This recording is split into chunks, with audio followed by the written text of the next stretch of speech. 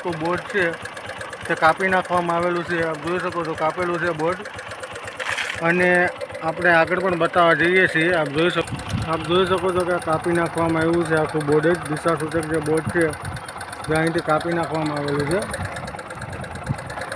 અને આપ આગળ પણ જોઈ શકો છો કે ઘણી જગ્યાએથી આવી રીતના બોર્ડ કાઢી નાખવામાં આવેલા છે। આપ જોઈ શકો છો અહીંયા આ જે વિસ્તારમાં આપણે અત્યારે બ્રિજ પર જોઈ શકો છો કે બ્રિજ જાણે અસામાજિક તત્વોનો અડ્ડો હોય એ રીતના બની ગયેલું છે। અહીંથી ઘણા બોર્ડ કાપી નાખવામાં આવેલા છે। આપને બતાવવા જઈએ કે સામે પણ એક બોર્ડ કાપી નાખવામાં આવ્યું છે। આપણે અહીંથી બતાવીએ છીએ કે અહીંથી આ બોર્ડ ઉખાડી લેવામાં આવ્યું છે। આપ જોઈ શકો છો કે અહીંયા પણ એક બોર્ડ હતું જે ઉખાડી કાઢવામાં આવેલું છે, અને આ દિશા સૂચકના બોર્ડ આવી જ રીતના ચોરી થાય છે। આ ઓવરબ્રિજની તસવીર આપ જોઈ શકો છો। તો આના માટે જવાબદાર વ્યક્તિઓ પર કડકથી કડક પગલાં લેવામાં આવે એવી લોક માંગ ઉઠવા પામી છે।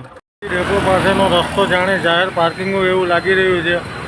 લોકો રસ્તા પર વાહનો પોતાના પાર્ક કરીને જાય છે।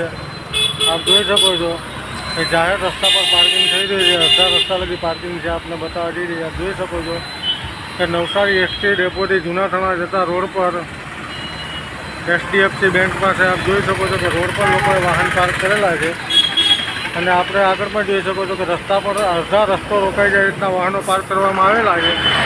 તો શું પ્રશાસનને આ દેખાતું નથી? પ્રશાસનને ખાલી લારી ગલ્લાવાળા જ દેખાય છે।